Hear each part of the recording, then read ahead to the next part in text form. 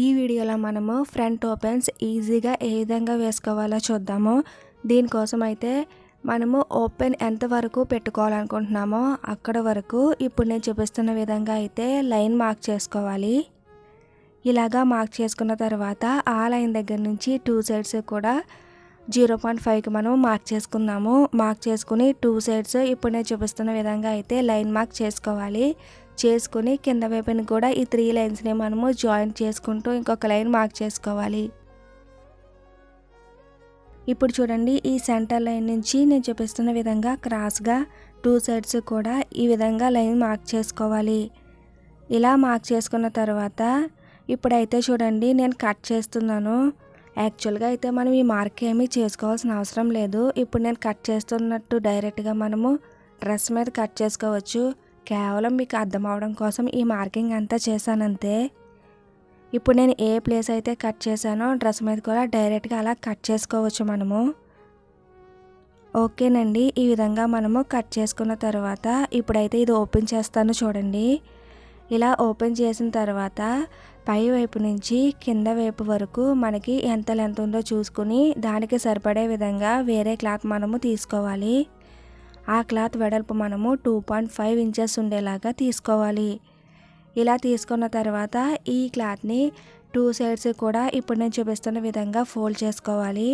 ఇలా ఫోల్డ్ చేసుకుని దాన్ని మళ్ళీ ఇలా ఫోల్డ్ చేసుకోండి.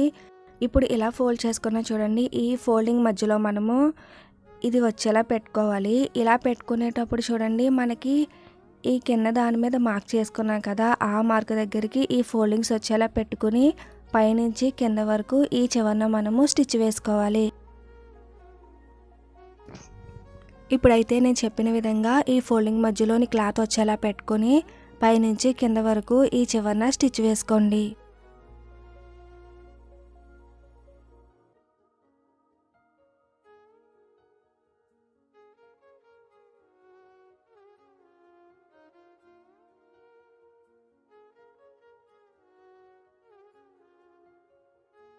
ఇప్పుడు చూడండి నేను ఎలా ఫోల్డ్ చేసుకుంటున్నానో. ఫస్ట్ అయితే ఇలా ఈక్వల్గా వచ్చేలాగా పెట్టుకోవాలి. పెట్టుకున్న తర్వాత ఇటువైపుది ఈ సెంటర్లో ఇలాగ మనం ప్రెస్ చేసుకోవాలి. ఇలా ప్రెస్ చేసుకుని ఇటువైపుది మనం పైకి పెట్టుకుంటే కిందన వీ షేప్ మనకు వచ్చేస్తుంది.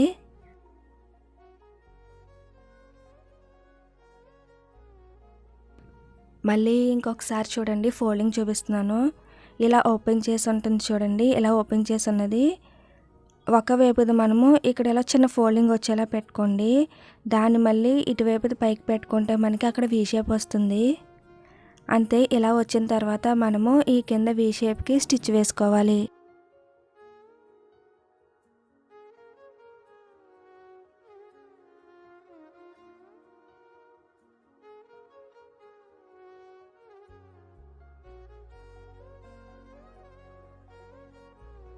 ఇక్కడ చూడండి, మనకి కింద ఈ 2 కూడా జాయింట్ అయిపోయాయి. అలానే బ్యాక్ సైడ్ కూడా చూడండి చాలా నీట్గా వచ్చింది.